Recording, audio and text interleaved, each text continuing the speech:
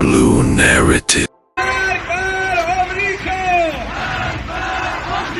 ዛሬ የምናወራው ስለ ፍርሃት አይደለም። ዛሬ የምናወራው ሞትን ስለናቀ ህዝብ ነው። ዛሬ የምናወራው ዓለምን በአግራሞት እያያቸው ስላለው የፋርሳውያን ብርታት ነው። ታሪክ በደማቅ ቀለም ሊመዘግበው የሚገባው ድንቅ ትዕይንትና ኩራት በኢራን ምድር እየታየ ነው። አሜሪካ ድልድዮችን እመታለሁ ስትል፣ ኢራናውያን ግን ድልድዮቹን በነፍሳቸው የታሪክ ምዕራፍ ነው።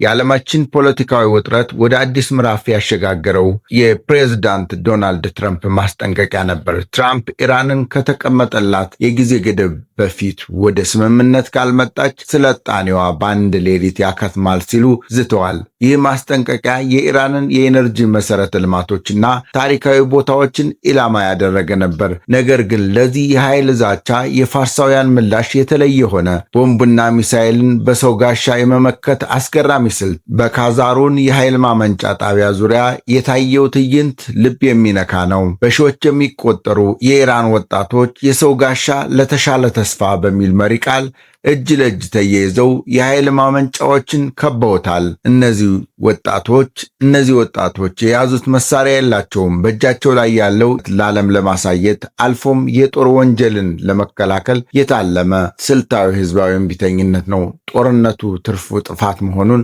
የሚያውቁት ኢራናውያን የመብራትና የውሃ አቅርቦታቸውን ለማስጠበቅ በሚሳኤል ፊት ደረታቸውን ሰጥተዋል። ከዚህ ሁሉ የፖለቲካና የጦርነት ድባብ በስተጀርባ ደግሞ ሌላ እጅግ አስገራሚ ታሪክ አለ። ታዋቂው ኢራናዊ ሙዚቀኛ አሊ ጋምሳሪ የወሰደው እርምጃ የጥበብን ጉልበት የሚያሳይ ነው። አሊ ጋምሳሪ በደማቫድ የኃይል ማመንጫ ጣቢያ ላይ ሆኖ በሙዚቃው የሰላምን ድምፅ እያስተጋባ ይገኛል። ይህንን ጣቢያ የሚጠብቀው በሙዚቃና በሰላም ነው የሚለው አሊ ጥበብ ከጦር መሳሪያ በላይ ድምፅ እንዳላት ለዓለም እያሳየ ነው።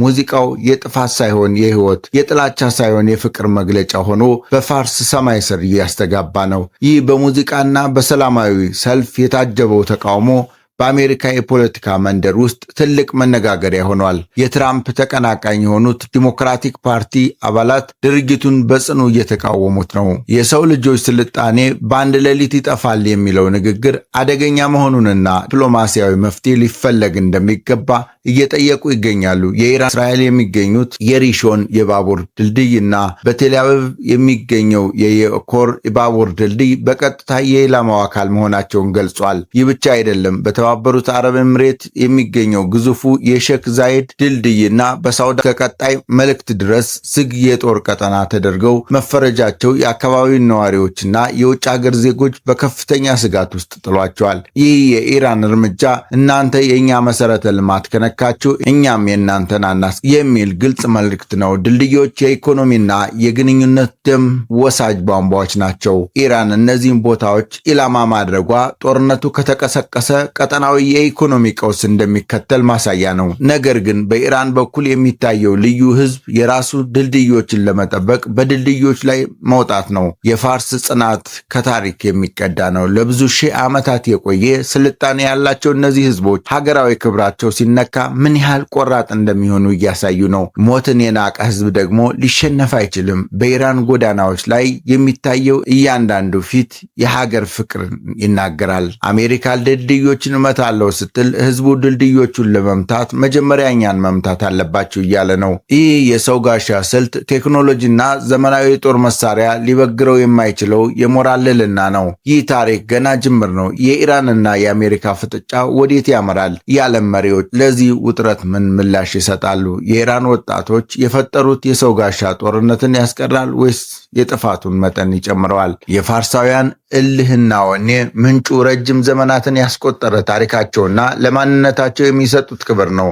በኢራን ዋና ዋና ድልድዮች ላይ የታየው የሰው ጋሻ የተራ ተቃውሞ መግለጫ ብቻ አይደለም። ይህ ድርጊት ለዓለም አቀፉ ማህበረሰብ የሚላክ ግልጽ መልእክት አለው። እሱም ከድንጋይና ከብረት የተሰራው መሰረተ ልማታችን ከደማችንና ከአጥንታችን ጭምር ነው የሚል ነው። በድልድዮቹ ላይ የቆሙት እናቶች፣ አባቶችና ወጣቶች ለዓለም እያሳዩ ያሉት ጦርነትን ያለመፍራት ጥበብ ነው። የአሜሪካው ፕሬዝዳንት ዶናልድ ትራምፕ ያስቀመጡት የጊዜ ገደብ በዓለም ፖለቲካ ውስጥ ትልቁ ድንጋጤ ፈጥሯል። ኢራን ወደ ስምምነት ካልመጣች ስልጣኔዋ በአንድ ሌሊት ያከትማል የሚለው ንግግር ለዲፕሎማሲያዊ ግንኙነት ቦታ የማይሰጥና እጅግ አስፈሪ ንግግር ነበር። ሆኖም ይህ ማስፈራሪያ በኢራናውያን ዘንድ የፈጠረው ውጤት የትራምፕ አስተዳደር ከጠበቀው በተቃራኒ ሆነ።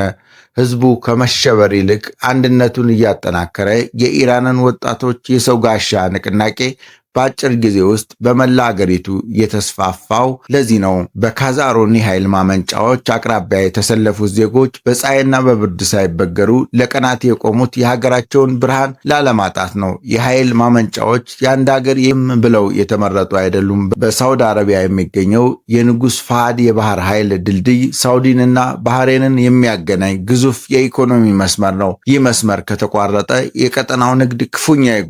እንዲሁም በአቡዳቢ የሚገኘው የሼክ ዛይድ ድልድይ የተባበሩት አረብ ኤምሬትስ የስነ ህንፃ ጥበብ መገለጫዎችና ቁልፍ መተላለፊያ ነው። ኢራን እነዚህን ቦታዎች ዝግ የጦር ቀጠና ማድረጓ ጦርነቱ ከተቀሰቀሰ ማንም ሰላም እንደማያገኝ ለማሳየት ነው። ይህ የኢራን ስትራቴጂ የጋራ ጥፋት ሙቹዋል ዲስትራክሽን የሚባል ሲሆን ትርጉሙም እኔ ከጠፋው እናንተ ማተርፉም የሚል ነው። በእስራኤል ቴል አቪቭ የሚገኙ የባቡር ድልድዮች ሳይቀሩ በኢላማ ውስጥ መግባታቸውን ግጭቱ ወደ ሰፊ ቀጠናዊ ጦርነት ሊያመራ እንደሚችል ቁልጭ አድርጎ ያሳያል።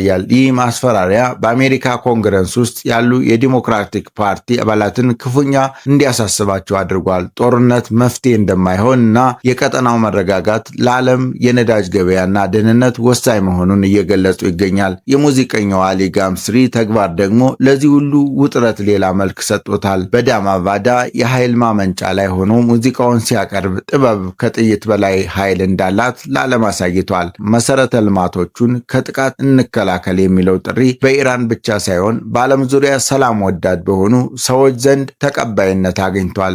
ኤሌክትሪክና ውሃ የሰው ልጅ መሰረታዊ መብቶች እንጂ የጦርነት መሳሪያ መሆን የለባቸው የሚለው የጋምስሪ ፍልስፍና ብዙዎችን አስደምሟል። የኢራን ህዝብ ዛሬ የቆመው ለራሱ ብቻ አይደለም። ይህ ህዝባዊ እንቅስቃሴ በማንኛውም ሀገር ላይ የሚቃጣን የመሰረተ ልማት ጥቃት የሚቃወም ነው። ጦርነት ሲነሳ መጀመሪያ የሚወድሙት ድልድዮች፣ መንገዶችና የኃይል ማመንጫዎች ናቸው። እነዚህ ሲወድሙ ደግሞ ሰለባ የሚሆነው ተራው ህዝብ ነው። ኢራናውያን ይህንን እውነት በሚገባ ስለተረዱ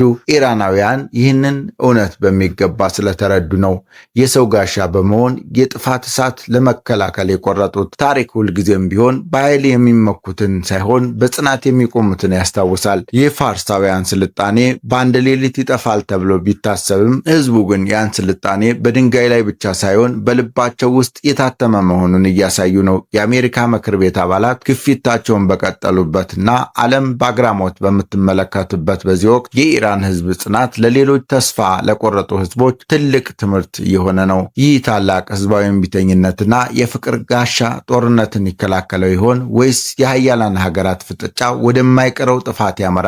መልሱ ያለው በሚቀጥሉት ቀናት በሚወሰዱ የፖለቲካ እርምጃዎች። በመጨረሻም ይህ በኢራን ምድር እየታየ ያለው ትዕይንት ለሁላችንም ትልቅ መልእክት አለው። ሀገር ማለት መሬቱና ድንጋዩ ብቻ ሳይሆን በውስጡ ያለው ህዝብና ያ ህዝብ ለሀገሩ ያለው ፍቅር ነው።